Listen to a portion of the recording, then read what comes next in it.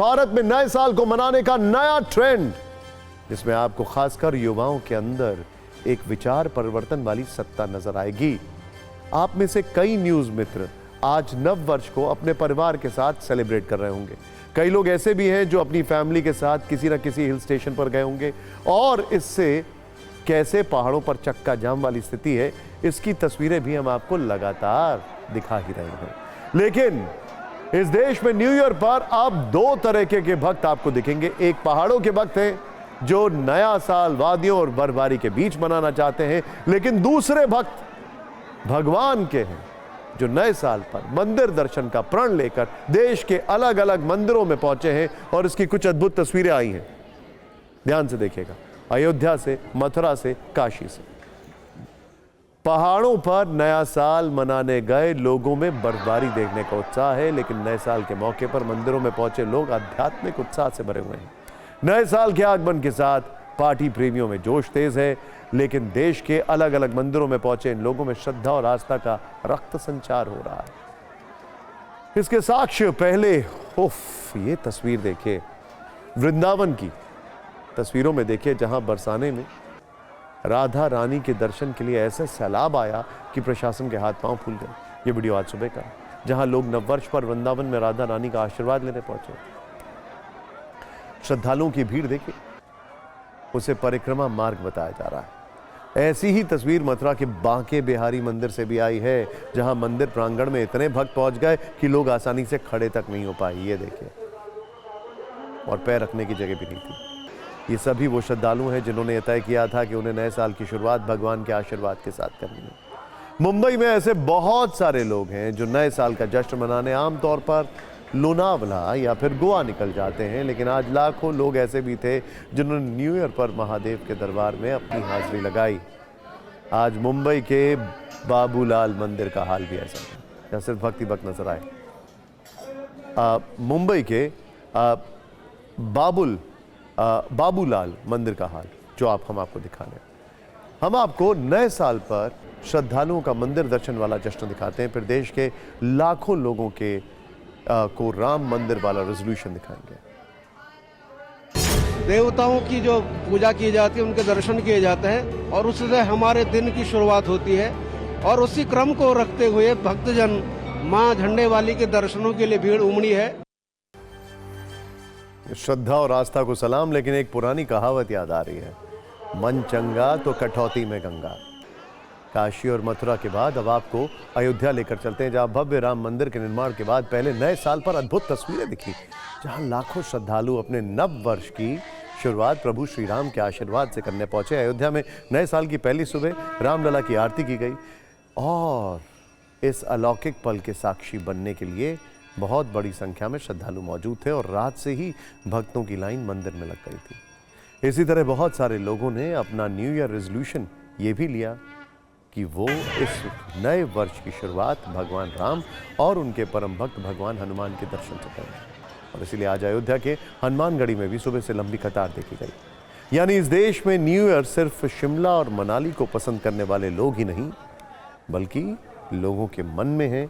मन में मंदिर दर्शन वाली भी घंटियां बज रही हैं, शंख गूंज रहे हैं और मंत्रोच्चार हो रहा है।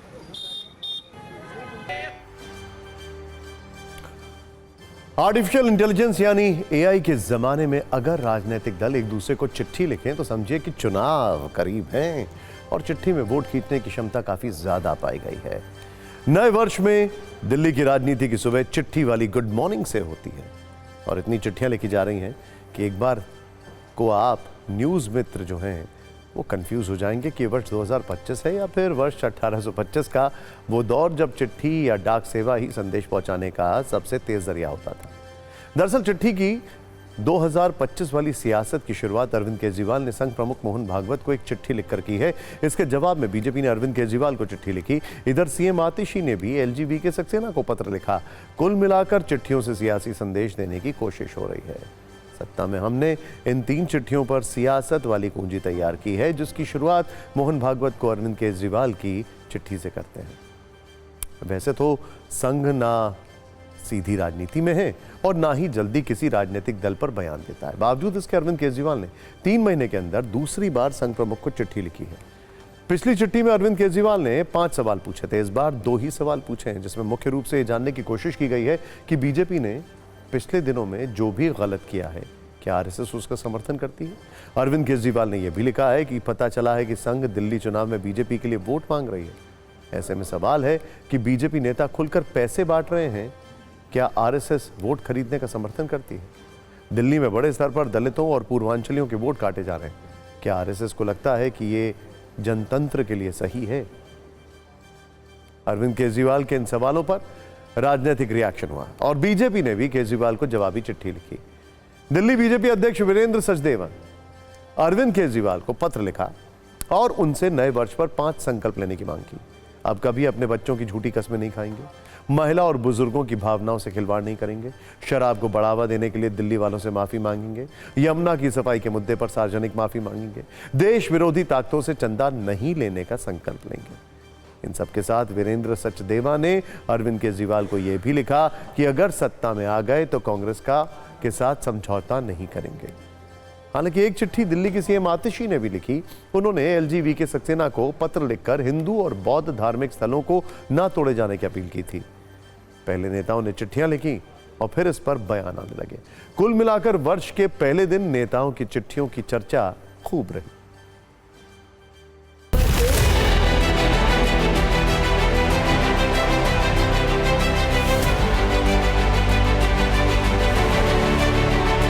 अरविंद केजरीवाल मुझे लगता है राजनीतिक रूप से परिपक्व नहीं है। परम आदरणीय सरसंघ चालक जी का नाम लेने की भी उनकी जरूरत नहीं होनी चाहिए।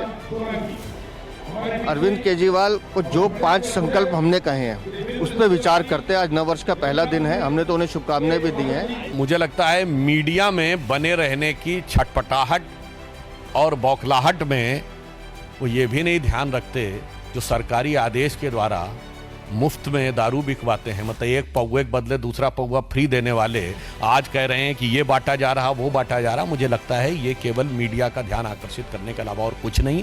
और मैं उनसे कहना चाहता हूं, संघ को लिखिए नहीं, संघ से सीखिए।